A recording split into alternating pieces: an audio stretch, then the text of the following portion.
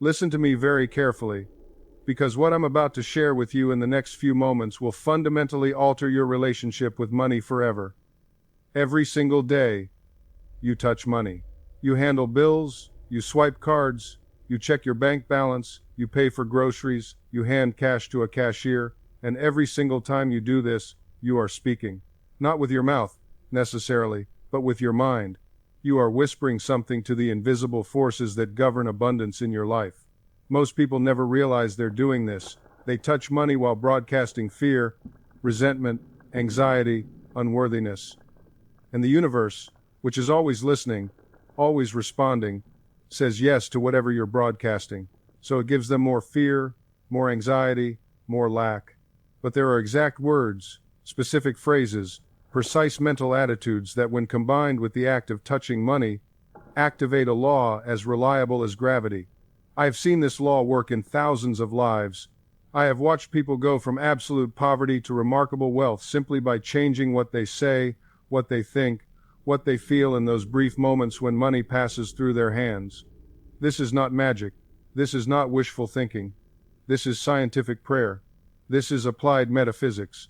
This is the deliberate use of your subconscious mind to impress upon the infinite intelligence a new pattern, a new instruction, a new destiny. And if you stay with me, if you truly listen and absorb what I am teaching you today, you will never touch money the same way again. You will transform every transaction into a ritual of increase, every payment into an affirmation of abundance, every glimpse of your bank account into a prayer of gratitude that magnetizes more. You will become someone who naturally, effortlessly, almost automatically attracts wealth because you have aligned your inner conversation with the creative power that produces all riches. Are you ready? Because once you understand this, there is no going back to unconscious poverty. Now, I want you to understand something fundamental before we go any further. Most people have been conditioned, programmed, hypnotized into a completely backwards relationship with money. From childhood, they heard things like, money doesn't grow on trees, we can't afford that, rich people are greedy, you have to work hard for every penny, there's never enough. These phrases, repeated over and over, became embedded in the subconscious mind like grooves in a record. And now, as adults, even when they desperately want wealth, even when they work incredibly hard, even when they do everything they think they should do, they remain stuck in struggle. Why? Because the subconscious mind is running the old program. It's playing the old record. And the subconscious mind is far more powerful than the conscious mind. Your conscious mind is what you think about deliberately. Your subconscious mind is what runs automatically, beneath the surface, controlling your habits, your feelings, your reactions, your magnetism. When there's a conflict between your conscious desire and your subconscious belief, the subconscious always wins. Always. You can consciously want $1 million while subconsciously believing you're unworthy of it, and you will sabotage every opportunity that comes your way. You will spend what you earn. You will make bad investments. You will develop mysterious illnesses right before big breakthroughs. Your subconscious will find a way to keep you exactly where it believes you belong. This is why affirmations alone often fail. People stand in front of mirrors saying, I am rich, I am wealthy, I am abundant, while deep inside they feel like frauds. The words bounce off the surface of their minds without penetrating to the creative depths where real change happens. But when you combine specific words with specific actions, when you speak your truth at the exact moment your hands touch physical money, or when your eyes see numbers in your bank account, something alchemical occurs. You create what I call a point of impression. The subconscious mind is highly receptive to repetition, emotion, and sensory experience. When you simultaneously feel money, see money, and speak truth about money, you drive that truth deep into the subconscious like a seed planted in fertile soil. And whatever you plant there must grow. It is law. It is principle. It is the way reality operates. Let me tell you about a woman who came to see me many years ago. She was a widow, struggling terribly, barely able to feed her 3 children. She worked as a seamstress but could never seem to get ahead. Every time she earned a little money, an unexpected expense would appear. The car would break down. The children would get sick. The landlord would raise the rent. She was trapped in what seemed like a curse of poverty. She came to me in desperation and said, Dr. Murphy, I pray every day. I work hard. I'm a good person. Why does God punish me with poverty? I looked at her and said, God is not punishing you. You are punishing yourself with your own thoughts. She was offended at first, naturally.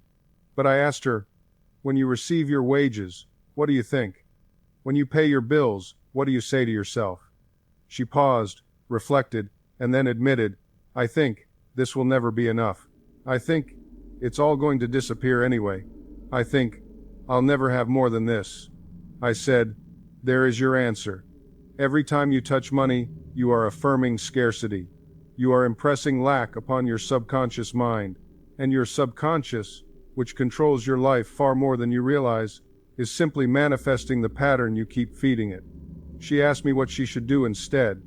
I gave her exact words to say.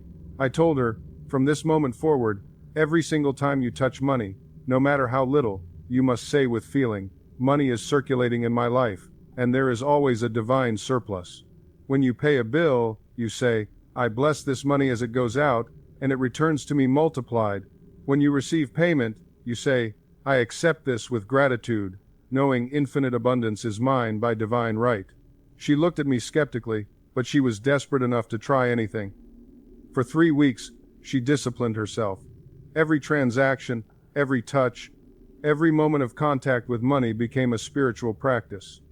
At first, she said the words mechanically, without real feeling, but I had instructed her to persist, to repeat, to saturate her mind with these truths, regardless of what her circumstances appeared to show. Then something shifted. She began to feel different when she said the words. A warmth, a peace, a quiet confidence emerged. She started believing what she was saying, and once the subconscious accepts an idea as true, it begins to express that idea as experience. Within 2 months, everything changed. A friend mentioned her work to a boutique owner who needed custom designs. She was hired at 3 times her previous rate. Then a distant relative she hadn't heard from in years passed away and left her a small inheritance. Then the children's school offered scholarships she hadn't even applied for. Money began flowing from directions she never anticipated. She came back to me in tears, not of sorrow but of amazement. She said, I never knew that my own words were creating my poverty. I never realized I had the power all along. I said to her what I say to you now. You have always had the power. The creative power of the universe flows through you as your own consciousness. What you habitually think, say, and feel about anything, especially money, becomes the pattern that your subconscious mind faithfully reproduces in your external world. This is not theory. This is demonstrable, repeatable, scientific law. You are not a victim of the economy, your circumstances, your past, or your bank account. You are the operant power. You are the creator of your experience. And the fastest, most efficient way to reprogram your subconscious mind for wealth is to change what you say, think, and feel in those brief, powerful moments when you interact with money itself. Because money is not just paper and coins. Money is a symbol. It is a physical representation of value, energy, circulation, life. When you touch it, you are touching a sacrament of abundance. When you handle it consciously, reverently, gratefully, you are performing a ritual that communicates directly with the deepest creative levels of your mind. This is what most people never understand. They treat money carelessly, resentfully, fearfully. They crumple bills in their pockets. They complain when they pay for things. They anxiously check their balances and groan. Every single one of these actions is a prayer, a negative prayer, but a prayer nonetheless.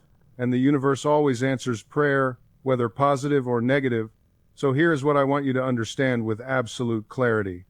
There are 3 fundamental truths about money and consciousness that you must accept if you want to attract wealth effortlessly and continuously. First, money is an effect, not a cause. Money does not create wealth. Consciousness creates wealth, and money is simply the physical manifestation of that consciousness. When you try to get money, you are approaching life backwards. Instead, you must become the kind of person who naturally attracts money by cultivating wealth consciousness. What is wealth consciousness? It is a habitual awareness of abundance. It is the deep, unshakable conviction that you live in a generous universe that has infinite resources and wants you to prosper. It is the feeling tone of sufficiency, of overflow, of more than enough.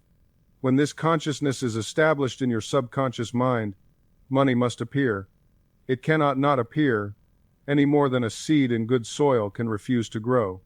Second truth, your subconscious mind cannot distinguish between a real experience and a vividly imagined one. When you mentally rehearse wealth, when you feel grateful for abundance before it appears, when you speak as if prosperity is already yours, your subconscious accepts this as fact and begins rearranging your life to match the pattern. This is not pretending.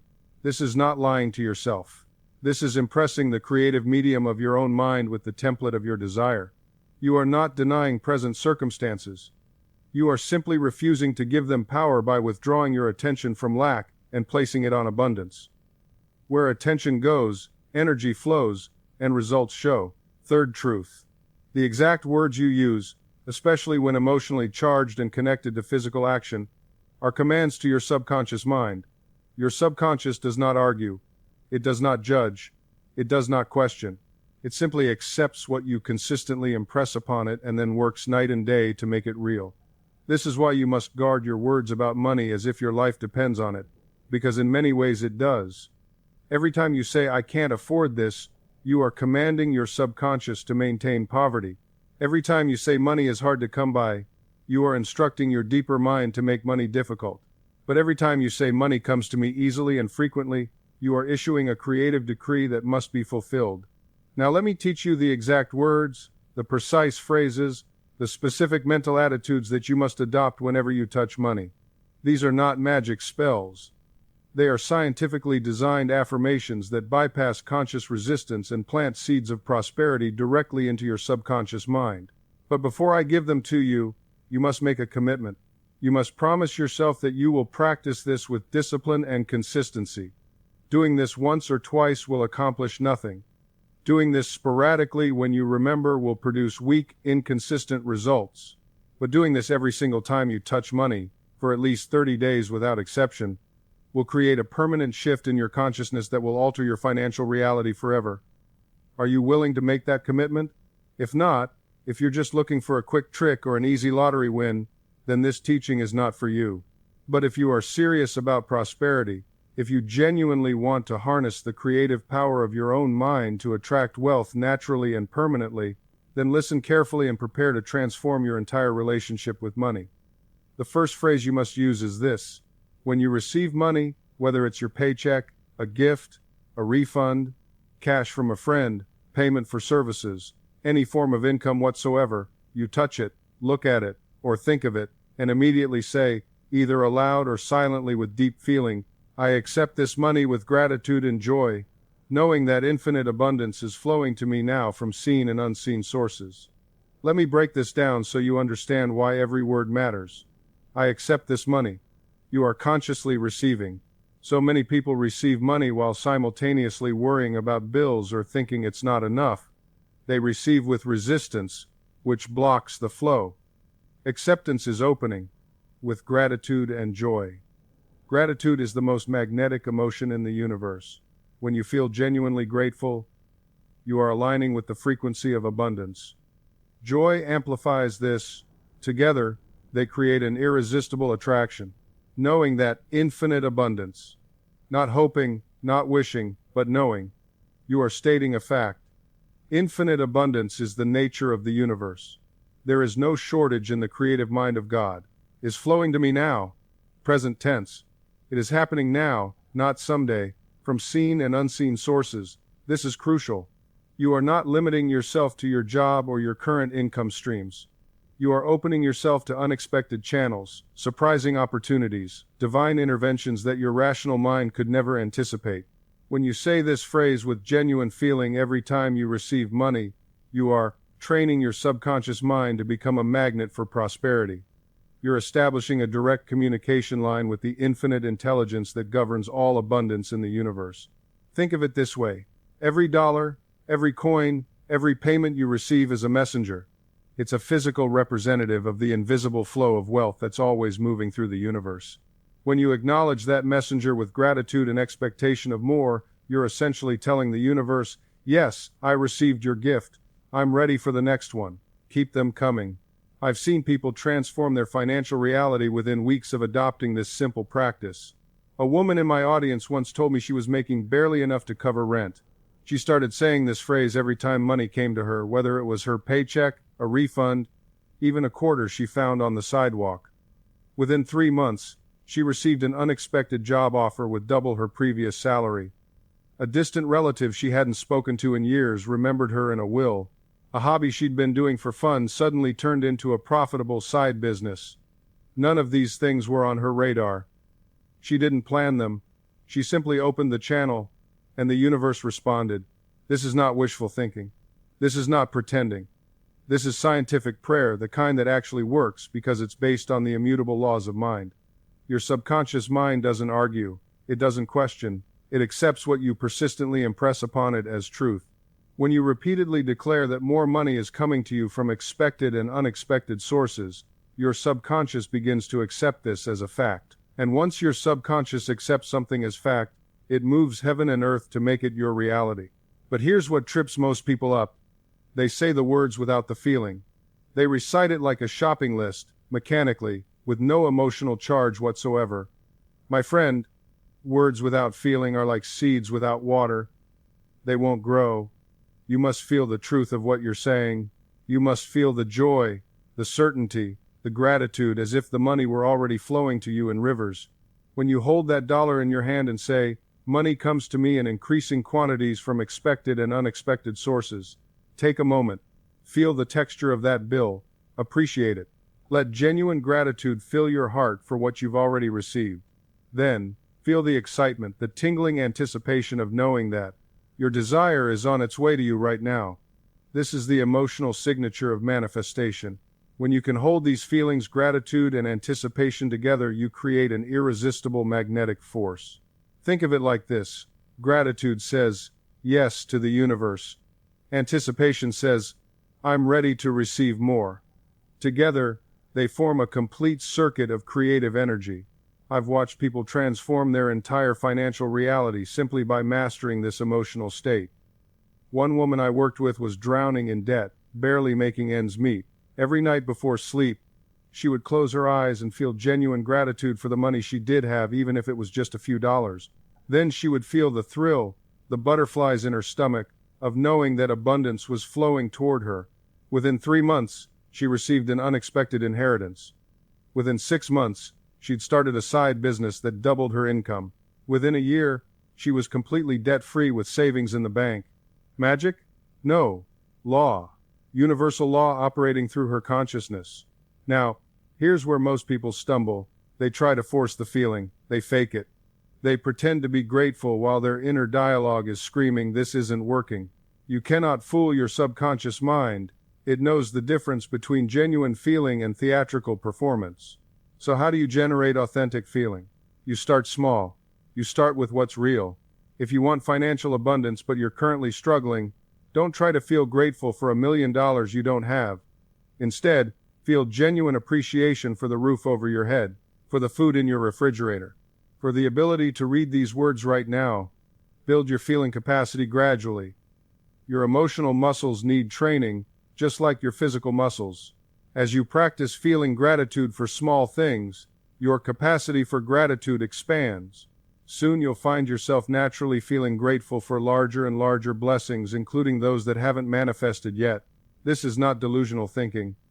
This is training your consciousness to operate at the frequency of abundance. This elevated state becomes your new baseline. And here's what's remarkable. From this place of gratitude and abundance consciousness, your subconscious mind begins to work with unprecedented creativity and power. Let me share something I witnessed countless times in my counseling work. A young woman came to me, desperate for a position in a company that rarely hired from outside. Every conventional approach had failed. I asked her to do something that seemed counterintuitive. Stop chasing the job.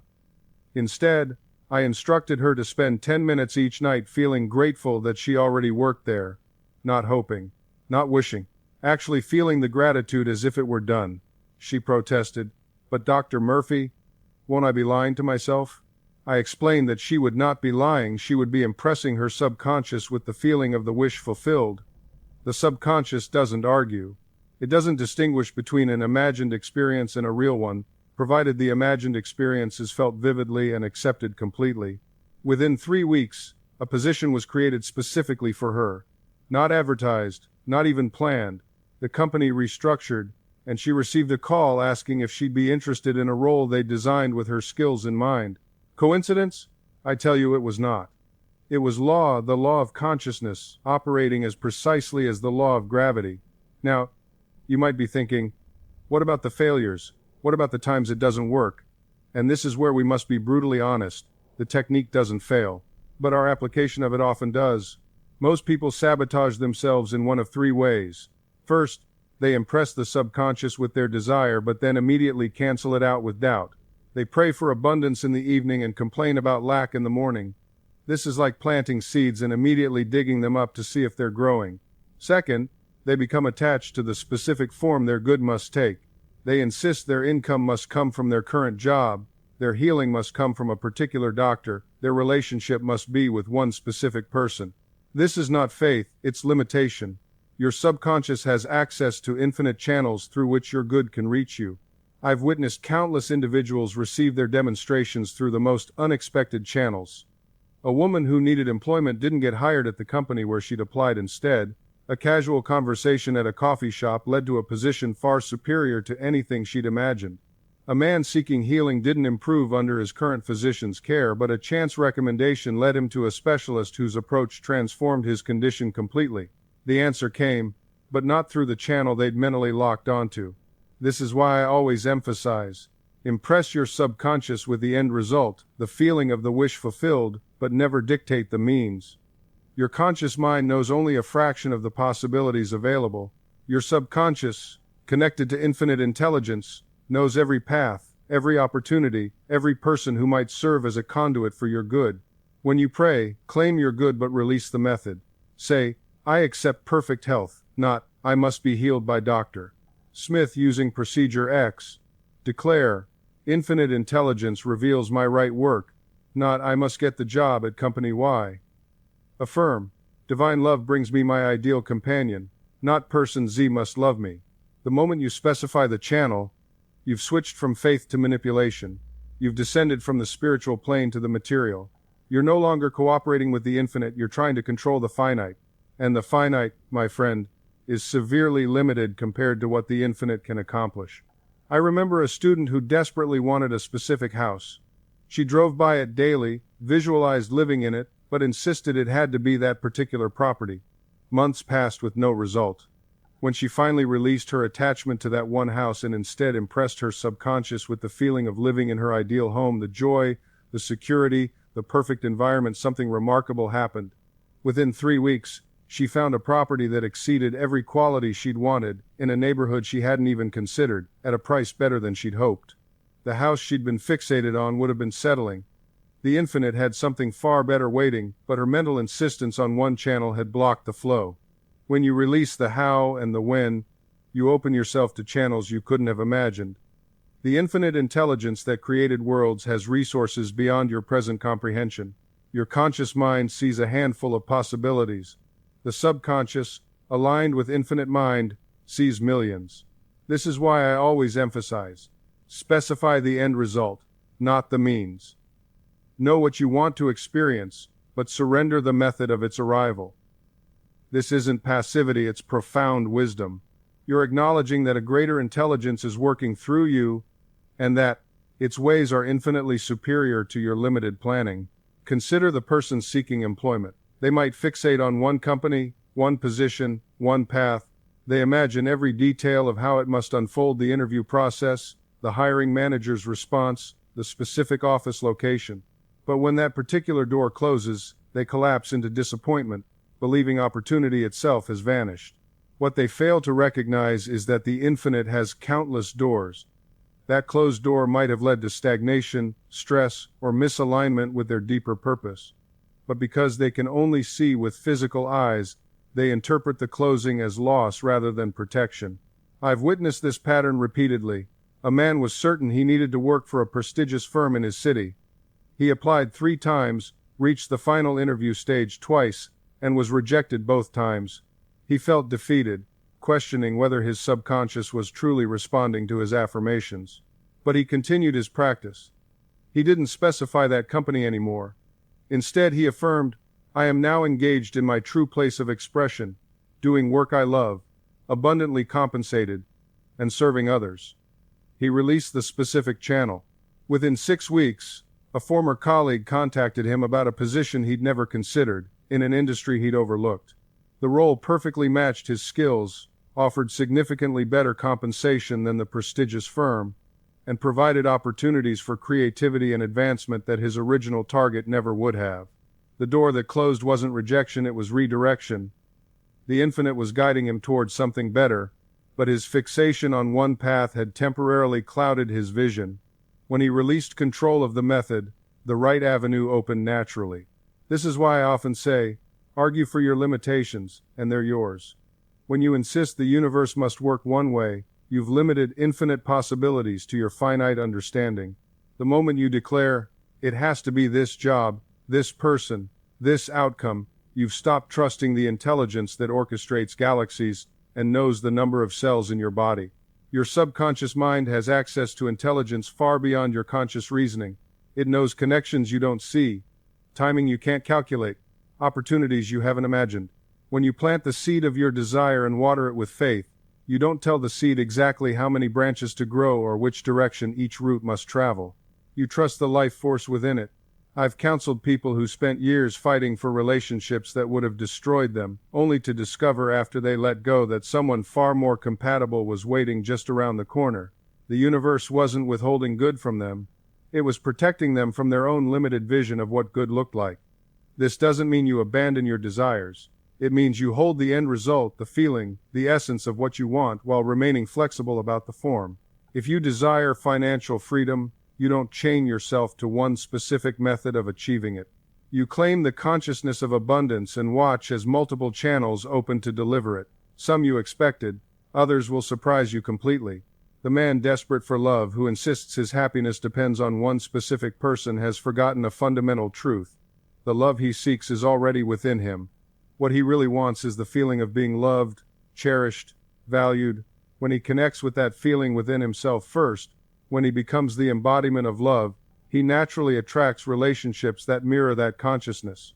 And often, it's not with the person he was obsessing over, but someone even better suited to his true nature.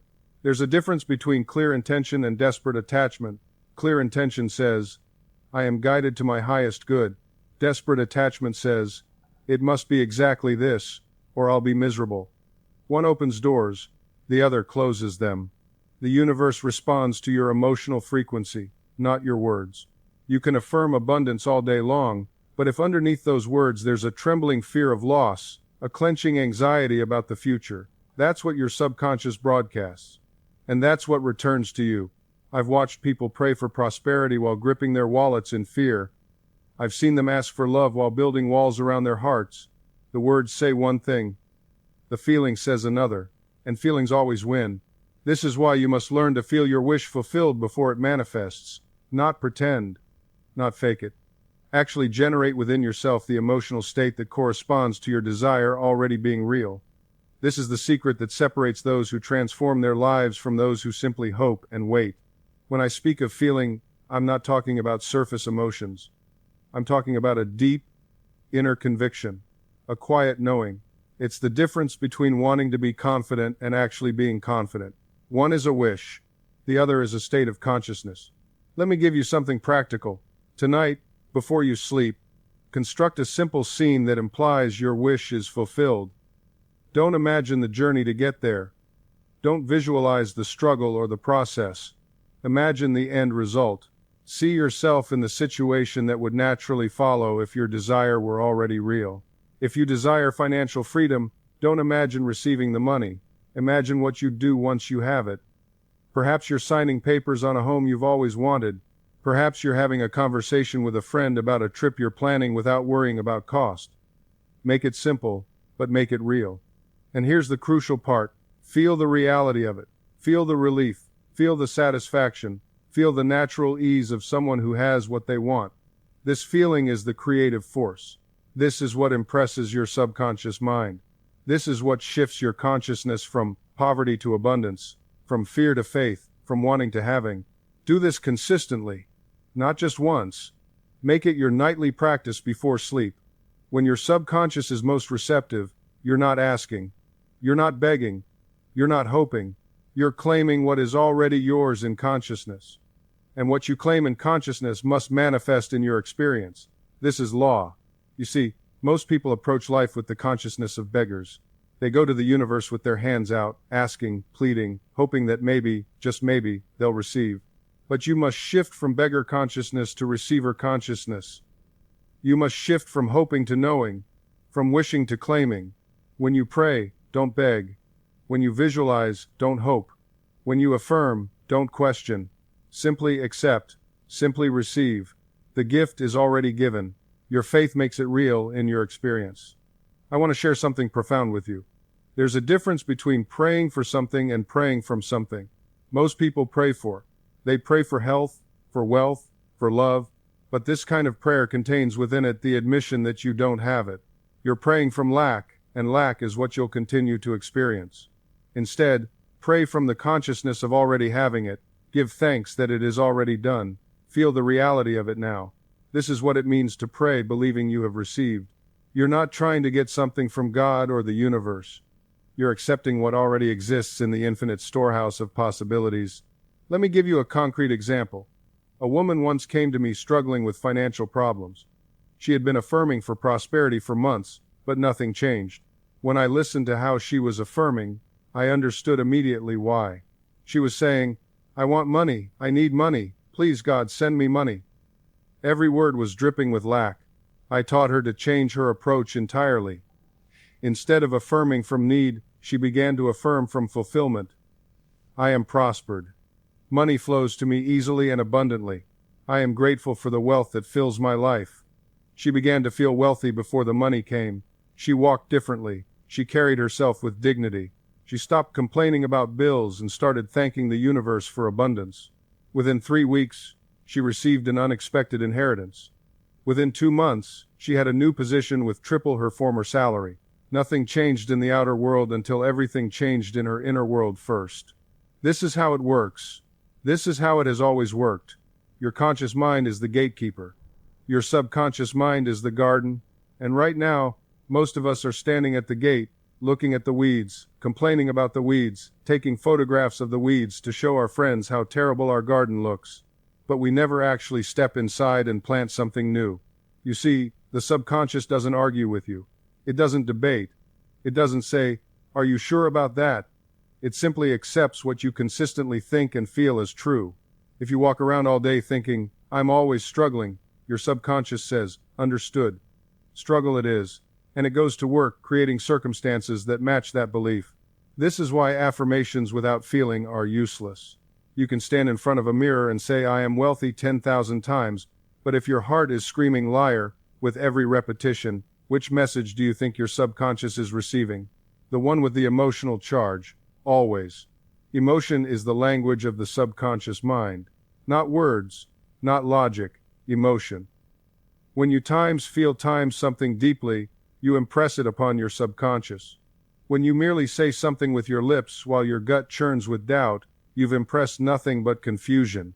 I've watched people pray for hours, begging for help, pleading with the universe, asking why they've been forsaken, and their prayers go unanswered. Not because there's no power listening, but because the very act of begging implies lack. The emotion behind their words is desperation, fear, unworthiness, and so their subconscious, faithful servant that it is, perpetuates those exact conditions. Now, contrast this with the person who prays in gratitude, who assumes their desire is already fulfilled, who feels the joy of the answered prayer before seeing any evidence. This person has learned the secret. They've impressed the feeling of the wish fulfilled upon their subconscious mind. And the subconscious, which controls far more of your life than you realize, begins to rearrange your world to match that inner conviction. You don't attract what you want. You attract what you are, what you believe yourself to be, what you feel yourself to be in the quiet moments when nobody's watching. And here's what most people miss. You can't fake this feeling. You can't trick your subconscious mind with superficial affirmations while your heart is heavy with doubt. Your subconscious doesn't listen to your words, it listens to your feelings. It responds to the emotional vibration you're broadcasting moment by moment. Think about it. Have you ever tried to convince yourself of something you didn't really believe? Maybe you looked in the mirror and said, "I am confident," while every cell in your body screamed otherwise. What happened? Nothing. Or worse, the opposite manifested because what you truly felt was the lack of confidence, and your subconscious said, "Okay, that's what we're creating more of." This is why so many people fail with the law of attraction. They're trying to manifest from a state of wanting, which is actually a state of lacking. They say, "I want money," and their subconscious hears, "I don't have money." They say, "I want love," and what registers is, "I am alone." The very act of wanting reinforces the absence of the thing you desire. But when you understand the power of assumption, everything changes. You don't want anymore. You assume, you claim, you embody. You feel the wish fulfilled right now, in this present moment, regardless of what your physical senses are telling you. I remember a woman who came to one of my lectures years ago. She was struggling financially, deeply in debt, afraid she'd lose her home. She had tried affirmations, vision boards, everything. Nothing worked. I asked her a simple question. "When you say your affirmations about wealth, how do you feel?" She paused, then admitted, "Desperate, afraid, like I'm lying to myself." There it was. She was affirming abundance while feeling poverty. Her subconscious was receiving mixed signals, or rather, it was receiving only one signal, the feeling of lack. And that's exactly what kept multiplying in her life. I told her, "Stop affirming what you want. Start feeling what you would feel if it were already yours." Not pretending, not wishing, feeling. She needed to find that state within herself where money was no longer an issue, where she felt secure, provided for, abundant. Even if just for a few minutes a day, she committed to this practice. Every night before sleep, she would lie in bed and generate the feeling of financial freedom. She imagined checking her bank account and feeling satisfied. She imagined paying her bills with ease. She didn't visualize specific numbers, she cultivated the feeling tone of abundance. And within 6 months, everything had shifted. A new job opportunity, unexpected income, debts resolved in ways she never anticipated. She didn't become wealthy overnight, but something more important happened. She stopped fearing money, she stopped apologizing for wanting it, and money, sensing this shift, began to flow toward her instead of away from her. This is what happens when you stop fighting with reality and start working with the laws that govern it. Now, let me address something that causes tremendous confusion. People ask me, "Joseph, if the subconscious is so powerful, why doesn't everyone get what they want?" The answer is deceptively simple, because most people don't actually want what they think they want. They want the money, yes, but they want the worry more. They want the success, yes, but they want the familiar struggle more. They want the love, yes, but they want the safety of their walls more. Your subconscious doesn't respond to your wishes. It responds to your dominant mental attitude. It responds to what you actually believe, not what you hope to believe. This is why affirmations fail for so many people. They stand in front of the mirror saying, "I am confident," while every fiber of their being screams, "I am terrified." The subconscious isn't fooled by words. It responds to feeling, to conviction, to the emotional tone behind the words. True reprogramming requires something deeper. It requires you to feel the reality of your desire before it manifests, to live in the assumption that it is already done. I once worked with a man who desperately wanted to repair his relationship with his estranged son. For years, he had tried everything. Phone calls that went unanswered, letters that were returned. Every attempt at reconciliation had failed. When he came to me, I told him to stop trying, stop reaching out, stop forcing. Instead, I instructed him to spend 10 minutes each night in a specific mental exercise. He was to imagine his son calling him, not someday, but now. He was to hear his son's voice, warm and open. He was to feel the embrace, the forgiveness, the restoration of their bond. At first, he struggled. His mind kept returning to the pain, the rejection, the years of silence. But he persisted. Night after night, he built that scene in his imagination. He made it real in his mind before it became real in his world. 3 months later, his son called. Out of nowhere. No explanation for the timing. just a simple desire to reconnect. Coincidence? I don't believe in coincidences. I believe in laws. And the law is this: what you consistently impress upon your subconscious mind must express itself in your outer world. Now, let me give you something practical, something you can use right now, today. When you have a desire, anything you want to accomplish or become, you must first accept it mentally. You must give it mental acceptance before it can become a physical reality in your world. Most people do exactly the opposite. They look at their current circumstances and say, well, when things change, then I'll believe it's possible. That's working backward. That's putting the cart before the horse. Your outer world is always a perfect reflection of your inner world. Always. Without exception. So if you wait for the outer to change before you change the inner, you'll wait forever. The change must happen within first. Here's what I want you to understand. Your subconscious mind accepts what you genuinely accept, not what you wish for, not what you hope for, not what you want, what you accept. And acceptance is a feeling. It's a state of being. It's when you stop fighting, stop resisting, stop doubting, and simply assume the truth of your desire. Let me give you an example. I once counseled a woman who desperately wanted to heal a relationship with her daughter. They hadn't spoken in 3 years. The hurt ran deep on both sides. I told her, stop talking about the problem. Stop rehashing the past. Stop telling everyone who will listen about how difficult your daughter is. Every time you do that, you're impressing the problem deeper into your subconscious mind. Instead, I instructed her to spend time every morning and evening feeling the reality of reconciliation, not visualizing some distant future event, but actually feeling right now, in the present moment, what it would feel like to have a loving, harmonious relationship with her daughter. She resisted at first. But that's not true, she said. We don't speak. I told her, you're thinking from your senses. I'm asking you to think from the end result. I'm asking you to assume the feeling of your wish fulfilled and persist in that assumption. She did it. Every day, morning and evening. She would sit quietly, close her eyes, and imagine her daughter calling her.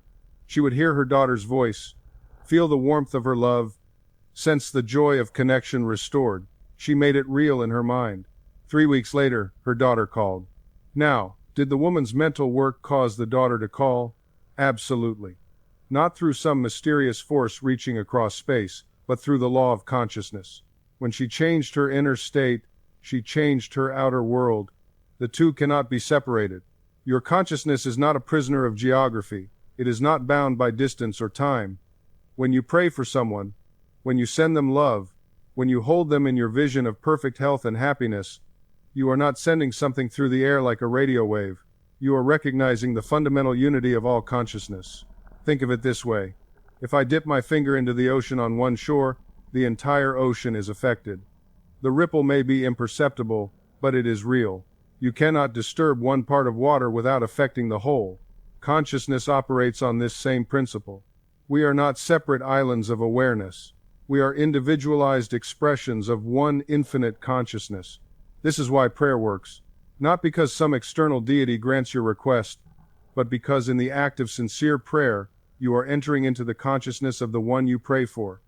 You are seeing them as they truly are, whole, perfect, complete, and in that moment of recognition, you plant a seed in the universal consciousness that must grow according to its nature. I remember a father who came to me, desperate about his son who was stationed overseas during wartime.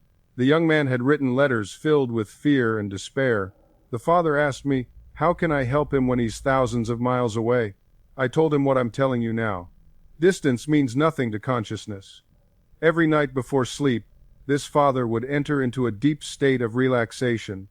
He would imagine his son surrounded by God's protecting presence. He would see him laughing, confident, filled with courage. He would hear him saying, I am divinely protected. God's love surrounds me. The father did this religiously for weeks. And then something remarkable happened. A letter arrived from the son. The tone was completely different. He wrote about a strange peace that had come over him. He said he no longer felt afraid, that somehow he knew everything would be all right. The change began, according to the dates, at exactly the time the father had begun his nightly practice. Coincidence? The skeptic would say yes. But you and I know better. We understand that consciousness creates reality. When that father changed his mental picture of his son, he actually changed the consciousness of his son. Not by violating his free will, but by lifting him up to a higher level of awareness where fear could not exist. This is the secret that transforms relationships, heals families, and changes lives. You don't need to manipulate anyone. You don't need to convince them or argue with them or wait for them to see your point of view. You simply need to see them differently in your own mind. There was a woman who came to me whose daughter had fallen into destructive habits. The mother was consumed with worry, constantly calling her daughter, constantly checking on her, constantly expressing her fears. And what was happening? The daughter was getting worse. Every worried phone call, every anxious conversation was an affirmation of the very thing the mother feared most. I taught her this principle. I said, stop affirming the problem. Stop giving power to what you don't want. Instead, spend 10 minutes every night before you sleep seeing your daughter as she truly is whole, healthy, filled with wisdom and divine guidance. She was skeptical at first. But shouldn't I talk to her? Shouldn't I try to help her? And I explained, the greatest help you can give her is to stop holding her in the mental prison of your fear. Release her in your mind. See her free. She did this. Every night, without fail, she would close her eyes and see her daughter radiant with health, making wise decisions, surrounded by good influences. She stopped the worried phone calls. She stopped projecting her anxiety. She simply held that vision. Within 3 weeks, her daughter called her. Mom, she said, I don't know what's happened, but something's changed in me. I feel different. I'm making different choices. The mother had not preached. She had not pleaded. She had simply changed the mental atmosphere in which her daughter lived. This is the power that is available to you right now. You can look at the people in your life, your spouse, your children, your colleagues, and you can make a choice. Will you see them through the lens of fear, limitation, and past mistakes?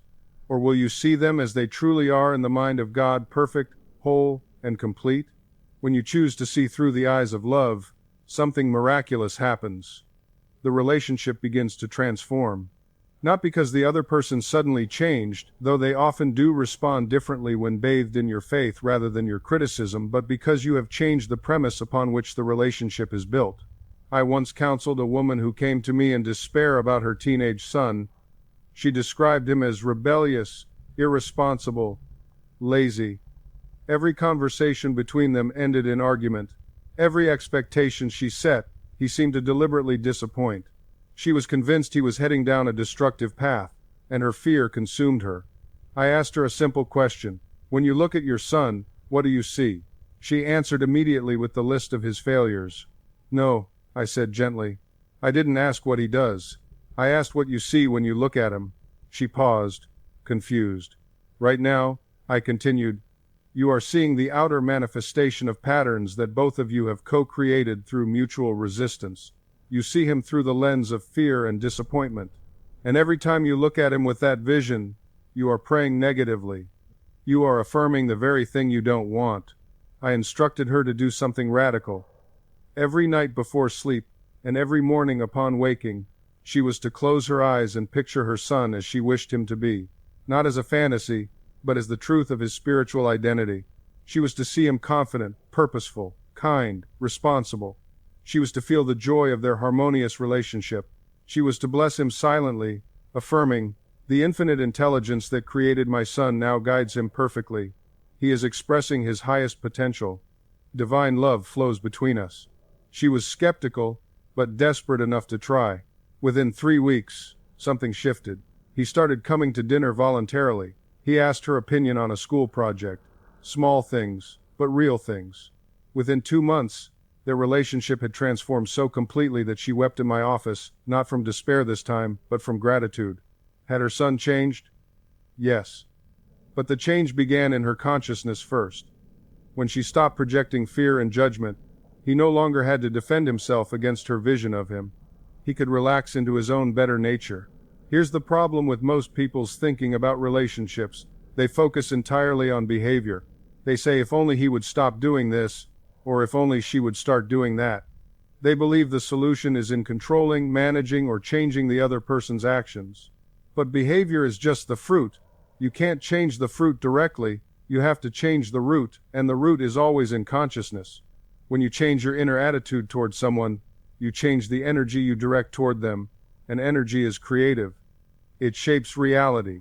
The person you think about with love, acceptance, and peaceful expectation begins to reflect those qualities back to you, not because you manipulated them, but because you stopped blocking their natural goodness with your own negative projections. I've seen this work miracles in the hardest cases. A father and son who hadn't spoken in 15 years. A business partnership on the verge of collapse. Marriages that seemed beyond repair. In every single case, the breakthrough came when one person stopped trying to change the other person and started changing their own consciousness instead. Let me share another story with you. There was a man I counseled whose teenage daughter had become completely rebellious. She refused to follow any rules, stayed out late, failed at school, and treated him with nothing but contempt. He came to me exhausted and defeated. "I've tried everything," he said. "Discipline, rewards, reasoning, punishment. Nothing works. She hates me." I asked him a simple question. "What do you think about her when she's not around?" He was quiet for a moment. Then he admitted, "I worry constantly. I imagine her ruining her life. I see her failing, getting hurt, making terrible decisions. I'm afraid of who she's becoming." There was the problem. He was mentally creating the very thing he feared. His consciousness was saturated with images of failure and rebellion, and he was projecting that onto her every single day. She wasn't just responding to his rules, she was responding to his vision of her as a failure. And no one wants to live in someone else's prison of negative expectations. So I gave him a practice. Every night before sleep, he would spend 10 minutes imagining his daughter as he wished her to be. Not someday in the distant future, but now. He would see her happy, confident, respectful, making good choices. He would feel the warmth between them. He would hear her laughter. He would assume the feeling of a loving relationship already established. And night after night, he persisted in this inner practice. He didn't allow doubts to dominate his consciousness during the day, and when they arose, as they inevitably do, he gently redirected his attention back to his ideal. Within a few months, something remarkable happened. He met a woman at a social gathering, and the connection was immediate. The relationship unfolded naturally, organically, and within a year they were married. When he shared his story with me, his eyes gleamed with wonder. "Dr. Murphy," he said, "she is exactly what I imagined. Not in every superficial detail, but in every way that truly matters. This is not coincidence. This is not luck. This is law. The law of consciousness, which operates with the precision of any natural law. Your subconscious mind doesn't question the images you impress upon it. It doesn't argue with you about whether your desire is possible or impossible.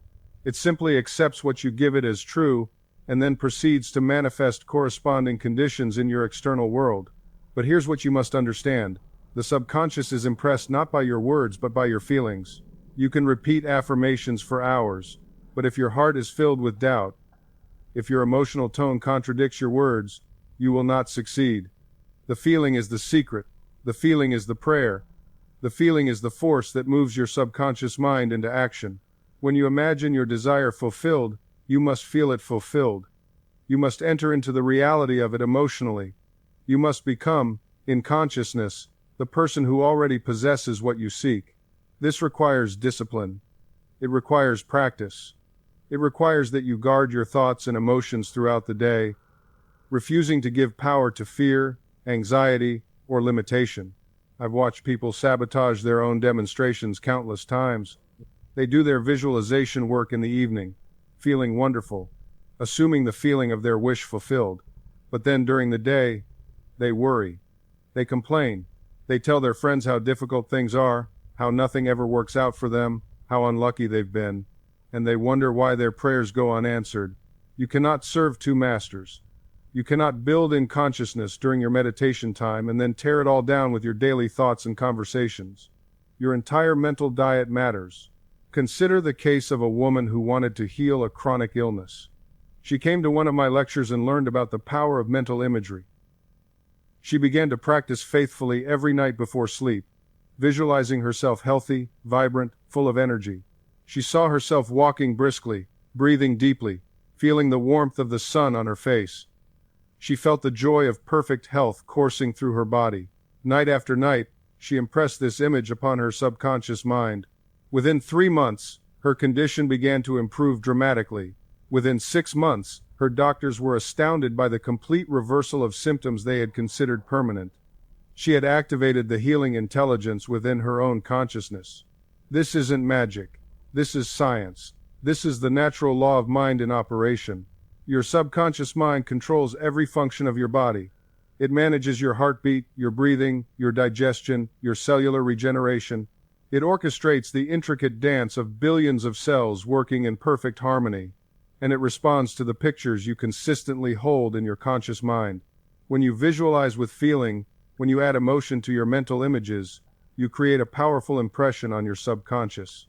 You give it a blueprint to follow. You direct the creative forces within you toward the manifestation of your desire.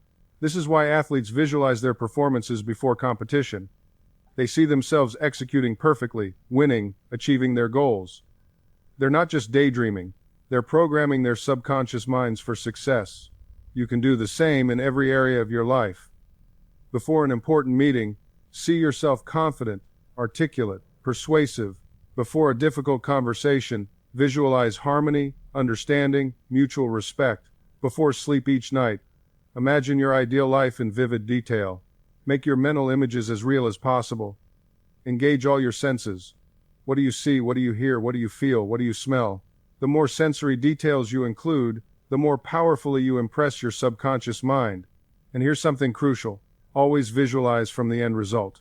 Don't see yourself struggling toward your goal. See yourself already in possession of it. Feel the joy of achievement now.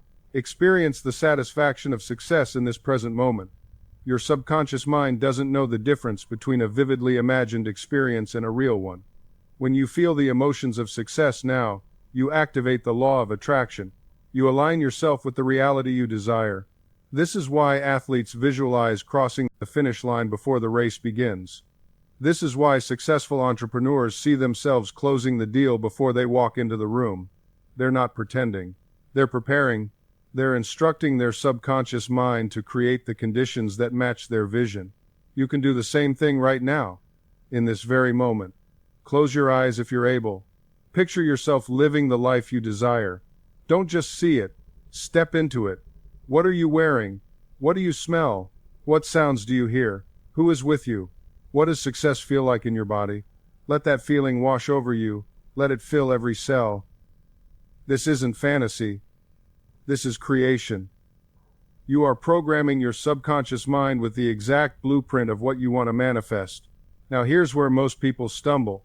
They do this visualization once or twice, feel good for a moment, and then go right back to their old patterns of thought. They check their bank account and panic. They look at their current circumstances and doubt. They let the outer world dictate their inner state. But you must understand your current circumstances are nothing more than the outpicturing of your past thinking. What you see around you now was created by the thoughts you held weeks, months, even years ago. If you want to change what you see, you must first change what you think and feel consistently. Consistency is the key that unlocks manifestation. One positive thought won't change your life, but a pattern of positive thoughts, repeated daily with feeling and conviction, will absolutely transform everything. This is where discipline meets spirituality. You must guard your mind like a sacred garden. When a weed of negative thought appears, and it will, you don't ignore it or pretend it isn't there. You acknowledge it, then you replace it consciously with the thought you choose to plant instead. Someone cuts you off in traffic and anger rises. You feel it, you acknowledge it, then you consciously choose, I release this anger. I remain peaceful and centered. Everyone is doing the best they can. You catch this negative reaction early, before it takes root in your subconscious, before it becomes a habitual pattern that plays out automatically whenever someone questions you. This is the power of awareness. When you become conscious of your mental and emotional patterns, you gain the ability to redirect them. You stop being a victim of your conditioning and become the master of your responses. Now let me address something crucial that many people struggle with. You might be thinking, but what about justified anger? What if someone truly wrongs me? Am I supposed to just suppress my feelings and pretend everything is fine? This is an excellent question. and it reveals a common misunderstanding about this work. When I speak of maintaining peace and harmony, I am not advocating for suppression of emotions. I am not suggesting you become a doormat, allowing others to mistreat you without consequence. That would not be healthy, and it would not be in alignment with your true nature. There is a significant difference between suppressing emotions and transforming them. Suppression means pushing feelings down, denying them, pretending they don't exist. This creates internal conflict and eventually manifests as physical or emotional illness. Suppressed emotions don't disappear, they accumulate in your subconscious and eventually erupt in destructive ways. Transformation means acknowledging the emotion, understanding its source, and then consciously choosing a response that serves your highest good. You feel the anger, you recognize it, you understand why it arose, and then you decide whether acting from that anger will move you toward or away from the life you want to create. This is conscious emotional mastery. You honor your feelings without being controlled by them. You set appropriate boundaries without attacking others. You stand in your truth without needing to diminish someone else's worth. When someone treats you poorly, you can acknowledge that their behavior is unacceptable without filling your consciousness with resentment. You can take appropriate action, removing yourself from the situation, setting clear boundaries, even ending the relationship if necessary while maintaining your inner peace. Your peace is not dependent on others treating you well. Your peace is your natural state, which you protect by refusing to let external circumstances dictate your internal reality. This principle transforms how you engage with the world. You no longer approach difficult people with the energy of combat. You no longer see yourself as a victim who must either fight or flee. Instead, you recognize yourself as a creator, consciously choosing your response in every moment. When someone criticizes you, you don't automatically accept their words as truth. You examine the criticism with discernment. Is there validity here? Is there something I can learn? If so, you take the lesson with gratitude. If not, you let the words pass through you like wind through an open window. You don't need to defend yourself against every opinion. You don't need to prove yourself to everyone who doubts you. Your sense of worth comes from within, from your connection to the infinite intelligence that created you. And that source never judges you, never diminishes you, never sees you as less than whole and perfect. This doesn't mean you become passive or indifferent. It means you become selective about where you invest your energy. You recognize that some battles aren't worth fighting, not because you're weak, but because you're wise. You understand that winning an argument often means losing your peace, and no argument is worth that price. Consider the person who feels compelled to correct everyone, to prove themselves right in every conversation. They may win the debate, but they lose connection. They may prove their point, but they alienate the very people they're trying to reach. Their need to be right becomes more important than their need to be at peace, and they wonder why their relationships feel empty and exhausting. Now consider the person who listens without the need to argue. They can hear an opposing viewpoint without feeling threatened. They can allow others to be wrong without feeling compelled to correct them. This isn't weakness, it's mastery. It's the recognition that your truth doesn't require everyone's agreement. Your peace doesn't depend on others seeing things your way. This is the freedom that comes from truly understanding your relationship with the subconscious mind. You realize that the only opinion that shapes your reality is your own deeply held belief. What others think of you is their business. What you think of yourself is everything. When you stand firm in this truth, something miraculous happens. The constant anxiety about how you appear to others begins to dissolve. That exhausting performance you've been giving, the one where you try to be all things to all people, finally comes to an end.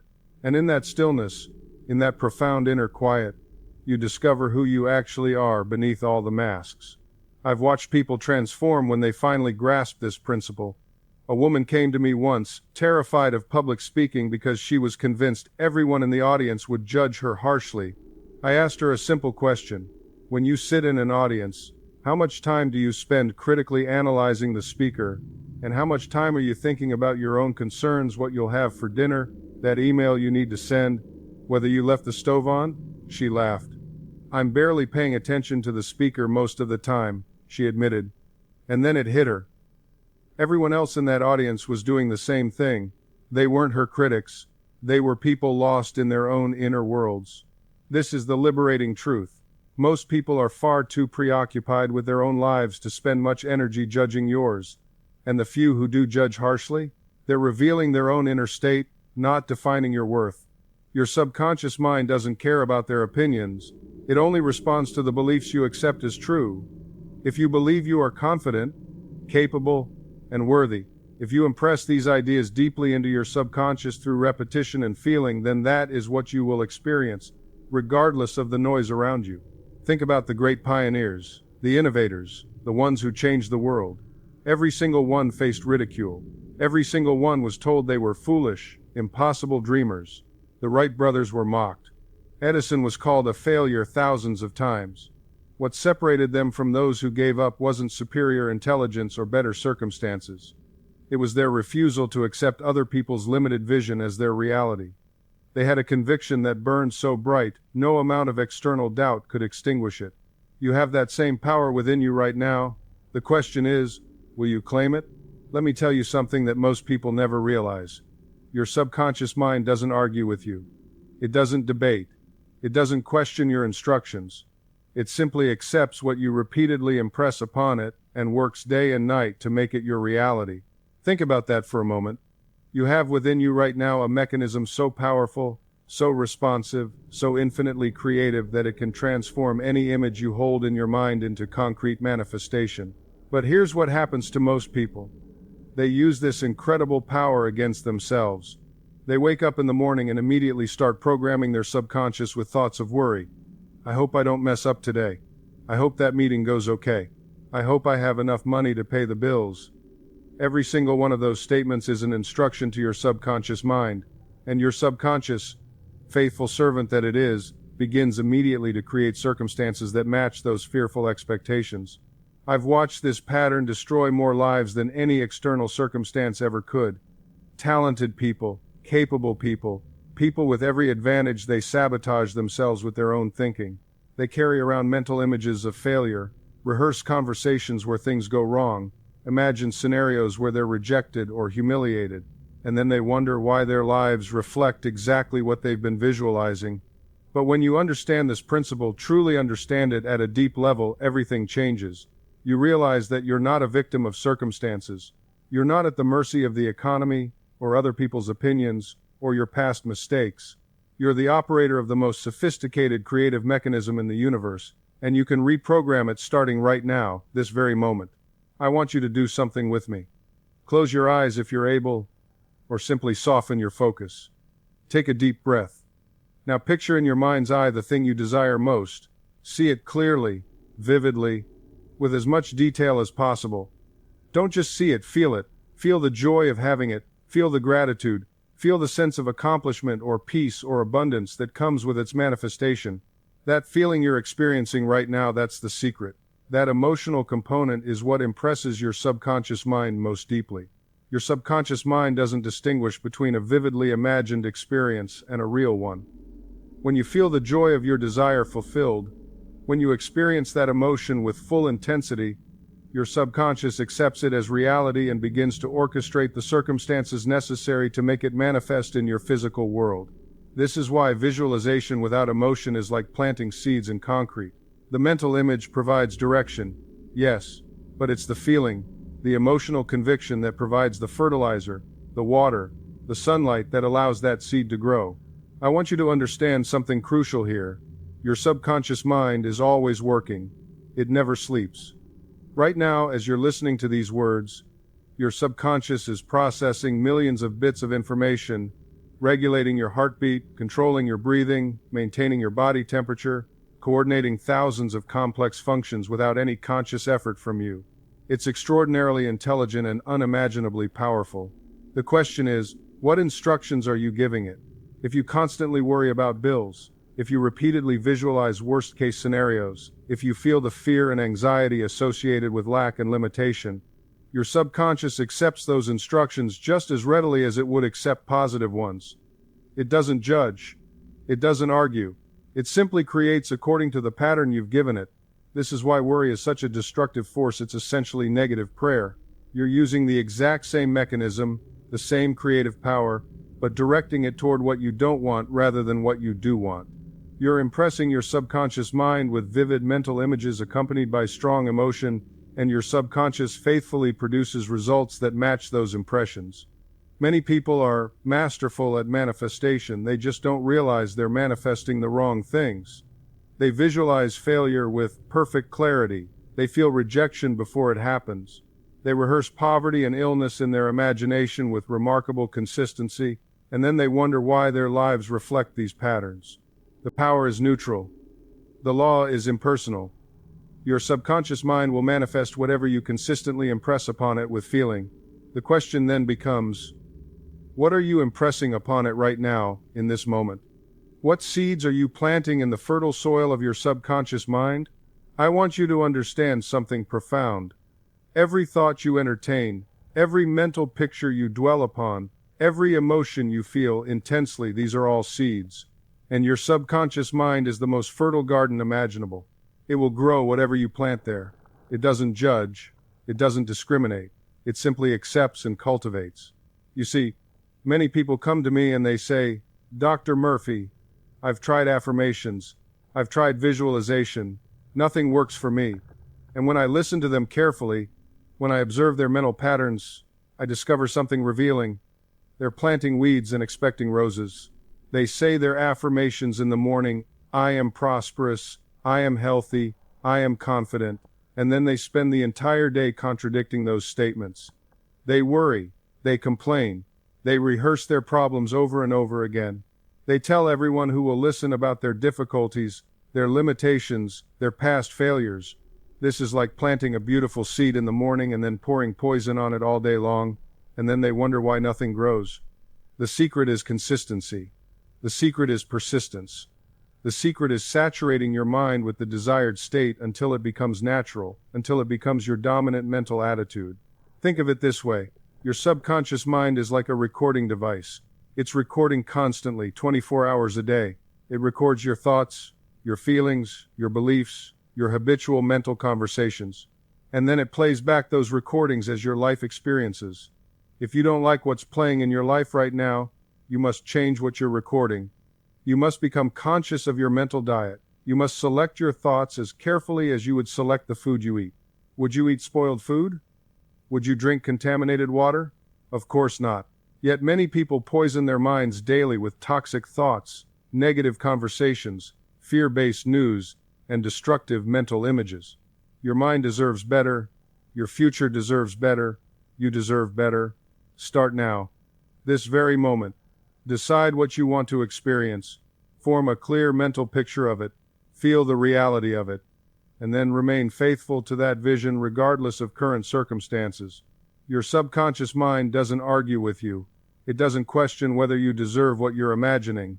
It simply accepts the impression you give it and begins to work on making it real. This is why the feeling is so important. When you imagine something with emotional intensity, you're impressing it deeply into your subconscious mind. Let me share with you a powerful technique that has transformed countless lives. Before you go to sleep at night, when your conscious mind is naturally quieting down, imagine yourself in the state you wish to experience. If you want financial freedom, don't imagine the money itself, imagine the feeling of freedom. Imagine making decisions without worrying about cost. Imagine the relief, the peace, the joy of knowing you're secure. If you want healing, don't focus on the illness, focus on the health you desire. See yourself doing the things healthy people do. Feel the vitality in your body. Sense the energy flowing through you. Make it so real in your imagination that it produces an emotional response. This isn't fantasy. This is scientific prayer. You're using the creative power of your subconscious mind deliberately and systematically. Now, here's what most people don't understand about this process. There will be a time lag between your mental acceptance and the physical manifestation. Seeds don't become plants overnight. A child doesn't develop instantly in the womb. There's always a gestation period. And during this period, your faith will be tested. Current circumstances may seem to contradict your vision. People may doubt you. Your logical mind may present you with 100 reasons why it can't happen. This is the critical moment, the moment where most people abandon their vision and return to their old patterns of thinking. But you must remain faithful. You must persist in your assumption. You must continue to feel and imagine your desire as already fulfilled, regardless of what your senses are telling you. This is what it means to walk by faith and not by sight. Remember this always. Your subconscious mind is like soil. It doesn't care what you plant in it. It will grow whatever seeds you give it, weeds or flowers, poverty or abundance, sickness or health. The choice is always yours. Now, here's what I want you to understand with absolute clarity. Your subconscious mind works day and night. It never sleeps. It never takes a vacation. While you're reading these words, while you're eating dinner, while you're sleeping peacefully in your bed, your subconscious is working. It's processing. It's creating. It's bringing into reality whatever you've impressed upon it. Think about that for a moment. Right now, this very second, your subconscious is working on your behalf. The question isn't whether it's working, it's what times it's working on. Is it working to bring you closer to your dreams, or is it perpetuating your fears? Is it building the life you desire, or is it reconstructing the life you're trying to escape? I've seen people sabotage themselves for years, wondering why nothing ever changes. They say they want prosperity, but every thought is about lack. They say they want health, but they're constantly talking about their symptoms. They say they want love, but they're replaying past rejections over and over in their minds. And then they wonder why the subconscious keeps delivering more of the same. You cannot think one thing and expect another. You cannot dwell on poverty and attract wealth. You cannot focus on sickness and expect vibrant health. The law doesn't work that way. The subconscious doesn't discriminate or judge, it simply accepts and produces. Here's a powerful technique I want you to practice tonight before you sleep. This is when your subconscious mind is most receptive, most impressionable. As you lie in bed, in that drowsy state between waking and sleeping, repeat a simple affirmation. Make it personal, make it present tense, make it positive. Don't say, I will be successful. Say, I am successful. Don't say, I want to be healthy. Say, I am radiantly healthy. Feel it. See it. Know it as true. In that sleepy state, your conscious mind with all its doubts and objections steps aside, and your subconscious mind receives these impressions like a child receiving gifts, without question, without resistance. This is the master key. This is how you reprogram decades of negative conditioning. Night after night, impression after impression, you're rewriting your inner script, and as that script changes, your outer world must follow. You see, the subconscious mind doesn't argue, it doesn't debate or question, it simply accepts what you persistently impress upon it. This is both a tremendous responsibility and an extraordinary opportunity. Every thought you entertain, every mental image you dwell upon, every word you speak to yourself, these are all seeds you're planting in the fertile soil of your inner mind. Most people plant weeds and wonder why their garden doesn't bloom. They spend their days rehearsing their problems, replaying their failures, imagining worst-case scenarios. And then they're shocked when those very things materialize in their experience. But you don't have to be most people. You have the power to choose differently, starting right now. Let me share something that might surprise you. Your subconscious mind is working for you 24 hours a day. While you sleep, while you eat, while you're completely unaware, it's processing, organizing, and orchestrating your life according to the patterns you've given it. It never rests. It never stops. The question is, what instructions have you been giving it? If you've been saying, I'm so tired, it will find ways to make you more tired. If you've been saying, I can't afford that, it will ensure you can't. If you've been saying, I'm not good enough, it will present evidence to support that belief. Your subconscious is absolutely loyal to you. It will prove you right, whatever you claim to be true. This is why we must guard the gateway to our mind with such vigilance. Every negative statement, every fearful prediction, every self-deprecating comment, these are orders you're giving to the most powerful force within you, and it will obey. But here's the beautiful truth. You can change the orders. You can begin right now, in this very moment, to issue new commands. You can start speaking to yourself the way you would speak to someone you deeply love and believe in, because that's exactly who you are, someone worthy of your own faith, your own encouragement, your own highest expectations. When you say, I am prosperous, your subconscious begins to attract opportunities for prosperity. When you say, I am healthy and strong, your body responds by aligning with that truth. When you say, I am confident and capable, you begin to move through the world differently. Your posture changes, your voice changes, your decisions change. Everything changes because you've changed the directive at the deepest level. This isn't wishful thinking, This is how the mind works. This is the law of your being.